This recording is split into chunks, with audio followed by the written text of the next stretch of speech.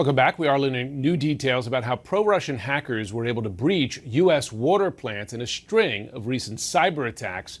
U.S. officials found that hackers exploited weak security practices, such as outdated equipment and, you hear this a lot, weak passwords, making it relatively easy for hackers to breach the sensitive networks that handle water treatment, as well as other crucial industrial operations. We should note these hacks did not impact any drinking water, but they still speak to the broader threat. Joining me now to discuss how this happened, Dmitri Alperovitch. He is the co-founder of the cybersecurity company CrowdStrike. He's also the author of a new book, World on the Brink, How America Can Beat China in the Race for the 21st Century.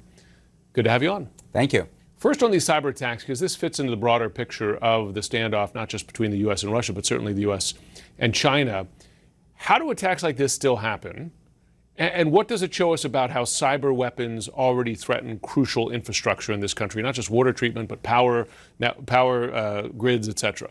Well, the reality is that our critical infrastructure is very vulnerable. First of all, no network is perfectly secure. And against a dedicated enemy, particularly this is GRU, Russian military intelligence, it's going to be difficult for anyone to defeat them and block these attacks. But here you're talking about small town utilities that don't even have security teams, right? Barely may have an IT person on staff. And of course they have weak passwords. Of course they have outdated infrastructure. But it's important to note that the only damage that was caused here was that some of these facilities were overflown and some of the drinking water was lost, but there's no impact to health.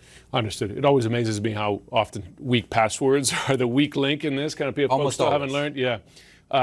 Turning to your book now, because when we speak about the broader standoff, particularly between the U.S. and China, you had a key meeting between Blinken and Xi Jinping last week, which is part of a series of meetings showing something of a thaw in the relationship.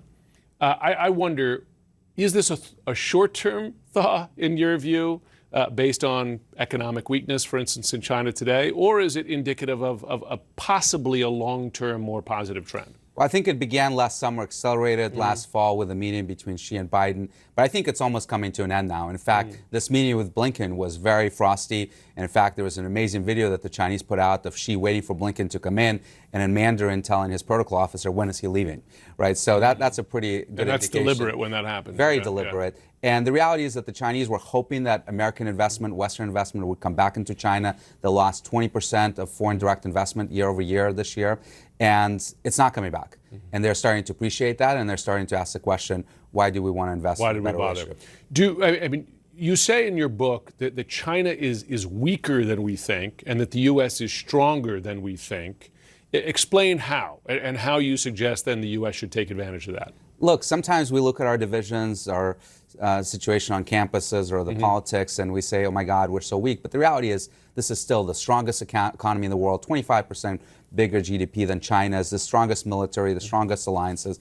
And China is none of that. In fact, China's economy is stagnating. You have 15% youth unemployment, an enormous property bubble. They're contained by U.S. allies in the Indo-Pacific. They're very weak. But I do worry a great deal, and this is what the book is about, that they may want to try to invade Taiwan in the next 4 to 8 years, and that could change the entire trajectory of the 21st century. Because they sense their window closing. Is that part of it? Absolutely. They sense their window closing, but also because that can help change their fortunes. Because if they take Taiwan, they can dominate Asia. If they can dominate Asia, where you have 50% of the world's GDP, that can lead to much more influence around the world. You begin the book with a war game, in effect, of what that conflict would look like. In brief terms, how bad would it be?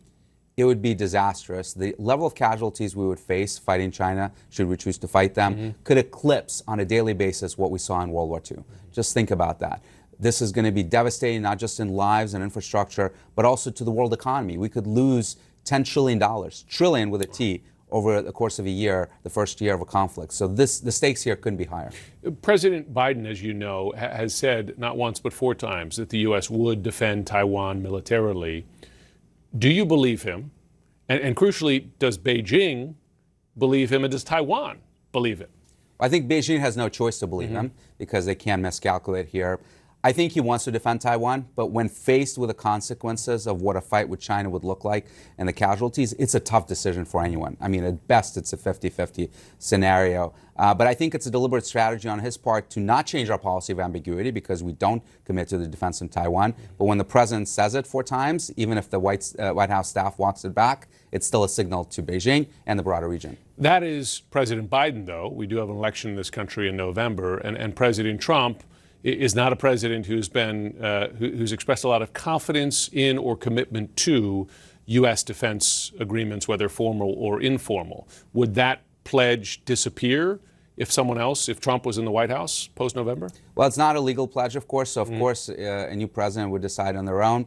But we have to appreciate that President Trump did have a pretty hawkish team around him on China the first time around. We don't know who he's going to pick should he win next time around, but it absolutely would be a concern to the Taiwanese. When I was there just last fall, this was a question that everyone was asking me. No question. I found the same when I visited. Dmitri Alperovitch. The book is World on the Brink, How America Can Beat China in the Race for the 21st Century. Good to have you on. Thank you. Thanks so much for joining me today.